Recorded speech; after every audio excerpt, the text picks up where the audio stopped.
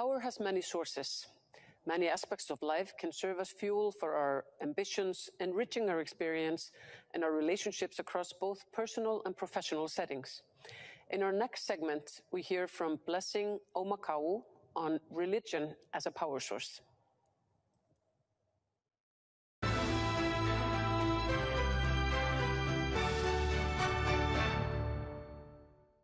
Last year, a foundation gave me funding to conduct research on the question, how can secular actors partner with faith allies to advance gender equality? I spoke to many theologians, academics, faith leaders, and faith-based civil society organizations.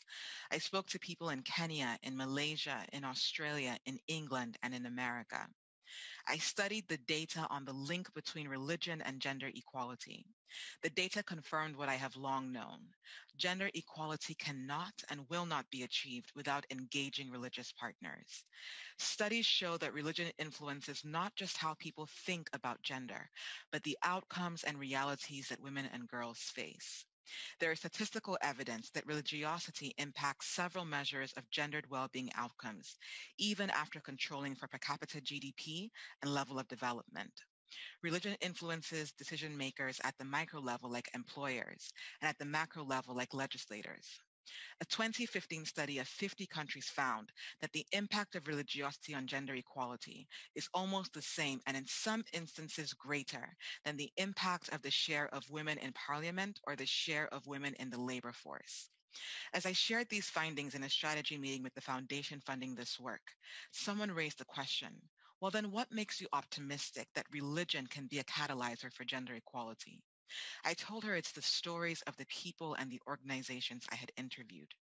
It's women like Hawa Ibrahim, a women's rights lawyer who has successfully defended over 40 women, some sentenced to death in Sharia law cases.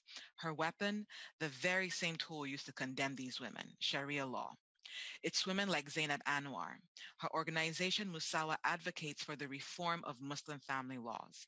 Musawa's resources are used to train students, activists, and policymakers, and to review countries at the United Nations. It's faith-based organizations like Uniting World. With funding support from the Australian government, this organization developed a gender equality theology program.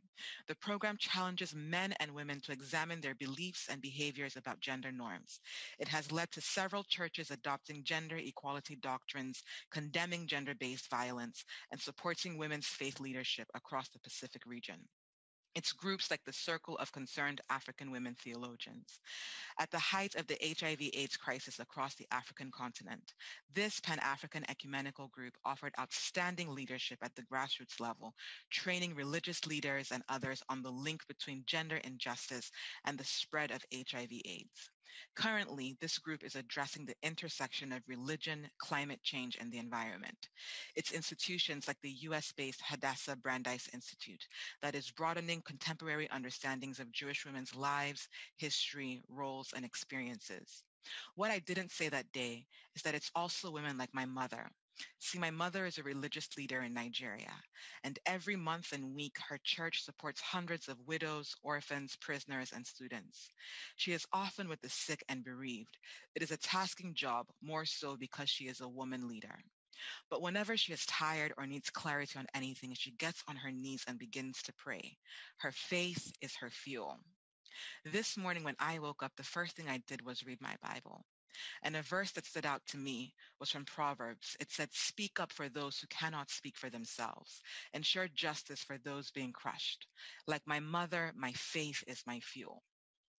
Earlier this year, while I was conducting interviews, I spoke with Dr. Layli Maparian, a thought leader in the Baha'i faith space and the executive director of the Wellesley Centers for Women. Something she said has stayed with me.